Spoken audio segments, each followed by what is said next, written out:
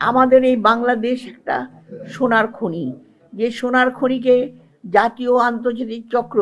সকল সময় চেষ্টা করে এখানে একটা এমন কিছু, এখানে আধিপত্য, তাদের আগ্রাসী শক্তি এখানে তাদের দাবিয়ে রাখার জন্য সেখানেও বারবার ষড়যন্ত্র এসছে। যে কারণে শহীদ জিয়াকে ক্ষমতার মাত্র 3.5 বছরের মধ্যে, উনি 3.5 বছরের মধ্যে একটা মৃতপ্রায় দেশ, যে দেশটা আপনার তলাবিহীন ঝুড়ি হয়ে গেছিল, যে দেশে কোনো সম্পদ ছিল না, যে দেশকে মানুষ সম্মান দিলে, মানুষ যার নাম জানতো না, সেই দেশকে 3.5 বছরের মধ্যে তাকে যখন সিপাহী জনতার বিপ্লব ক্ষমতায় নিয়ে আসে, কারণ তারা জানতো এই হলো সেই শহীদ জিয়া যিনি ক্ষমতার লোভ করেন না, তিনি পারবেন একমাত্র দেশকে স্বাধীনতার সুফল পৌঁছে দেওয়ার জন্য।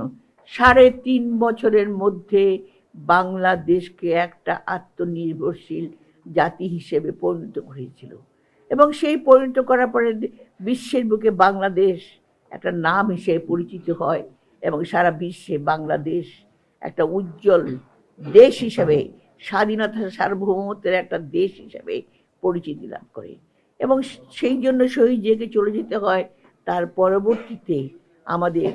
কে এসছে, এই যে এতদিনের সংগ্রাম, তার পরবর্তীতে তাকে, শহীদ জিয়াকে যখন হত্যা করা হয়, পরবর্তীতে এই দেশনেত্রী বেগম খালেদা জিয়া, তিনি কিন্তু কোনোদিন চিন্তা করেননি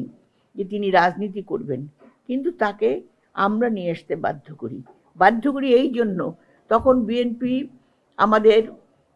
সেই সময় হাল ধরার জন্য, একমাত্র বিএনপিকে সংগঠিত রাখার জন্য,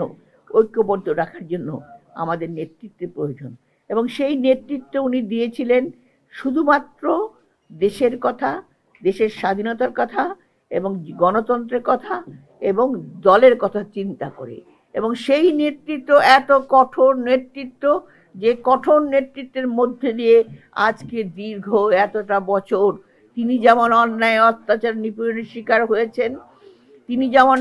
প্রধানমন্ত্রী হিসেবে ভূষিত হয়েছেন, তিনি যেমন রাজপথে বিভিন্ন জায়গায় সংগ্রাম করেছেন, লড়াই করেছেন, রাজপথে হেঁটেছেন, তিনি যেমন মানুষের ভালোবাসা আস্থা অর্জন করেছেন, তেমনি বিএনপিও একটা বড় একটা রাজনৈতিক দল, যে দলটিকে শহীদ প্রেসিডেন্ট জিয়া প্রতিষ্ঠা করেছিল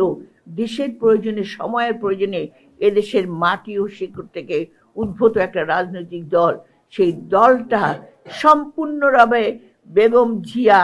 এই দলটাকে প্রতিষ্ঠিত করে একটা বৃহত্তম রাজনৈতিক দল হিসাবে, যে দলটি জনগণের আস্থা অর্জন করতে সক্ষম হয়।